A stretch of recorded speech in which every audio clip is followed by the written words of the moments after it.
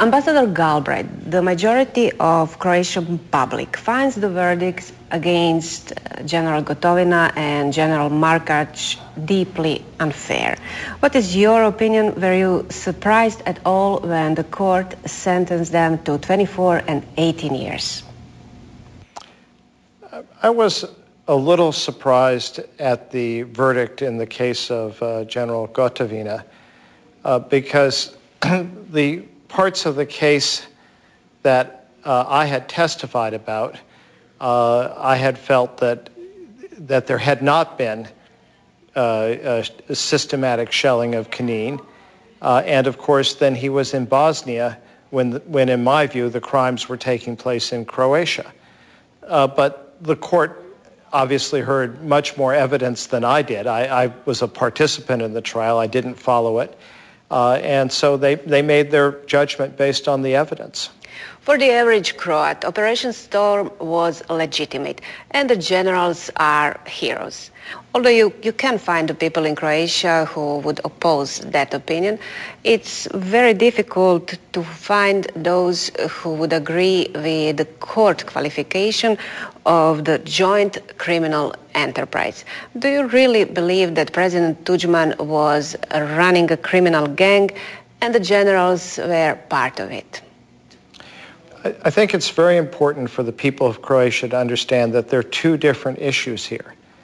Operation Storm was a legitimate act of self-defense in a war that was thrust on Croatia. Croatia was attacked, its territory was occupied. And furthermore, Operation Storm saved, in my opinion, tens of thousands of lives in Bihać, because people forget 15 years later what the context was. The context was an attack from General Mladic and the Bosnian Serbs on one side and the Krajina Serbs on the other side, squeezing Bihać with 160,000 people. And this came just days after the massacre at Srebrenica. So that was a very important context.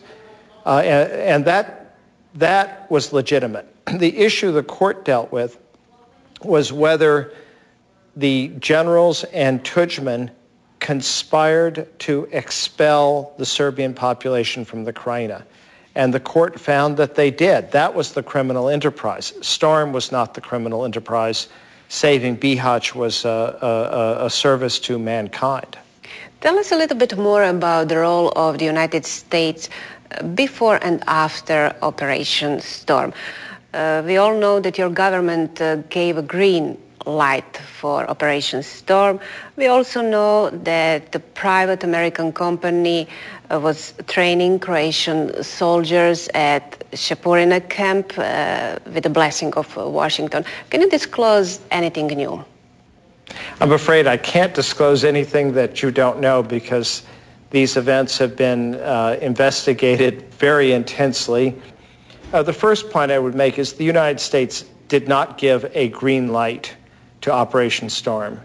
We were very careful. We gave no light at all. And I understand that when we didn't say no, when we didn't give a red light, Tudjman understood that he could go ahead. The second point I would make is that we told him that if he did go ahead, he would, he took the risks, meaning that if things didn't go well militarily, the U.S. wasn't going to come to the rescue. And third, I warned him, and I warned him very strongly, not to harm the civilians. In terms of a more active U.S. role in Operation Storm, I think this is the figment of imagination, and it frankly is insulting to what Croatia accomplished itself. First, on MPRI, this company, their mandate was to train the Croatian army on human rights, to assist in things like budgeting for a military.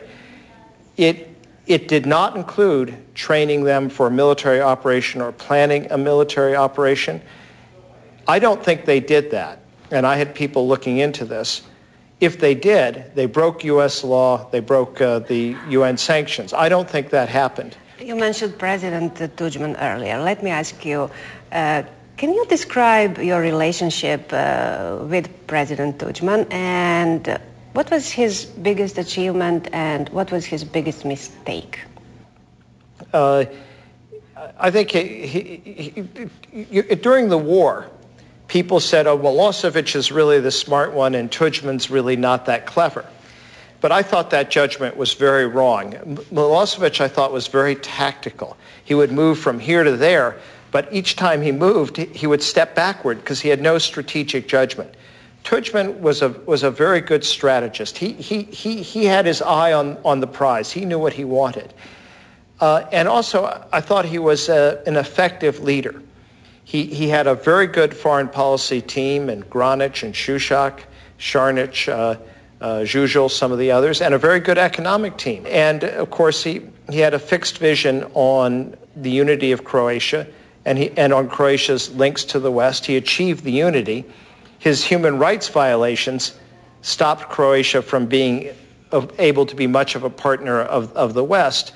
So if you asked what his greatest flaws were, well, he had an authoritarian personality.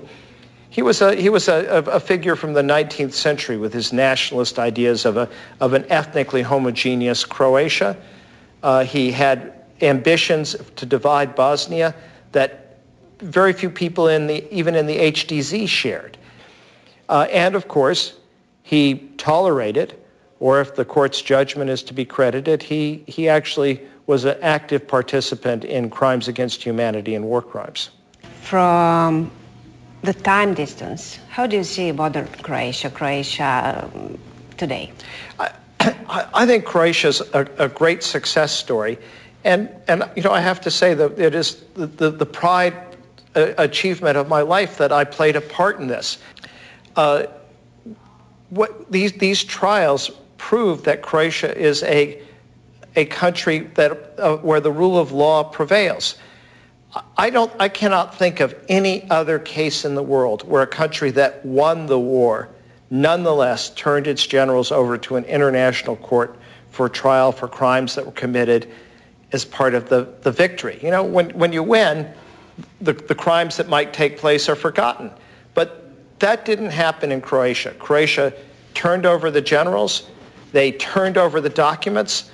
They turned over the recordings of all of Tudjman's recordings. I mean, the most secret documents. And that really is a reflection on Croatia, on the nature of the country, that it respects the rule of law. And so I'm really admiring of what Croatia has accomplished in the last 12 years, certainly since I left. It's what I would have hoped for, but it's much more than I would have thought would have been achieved.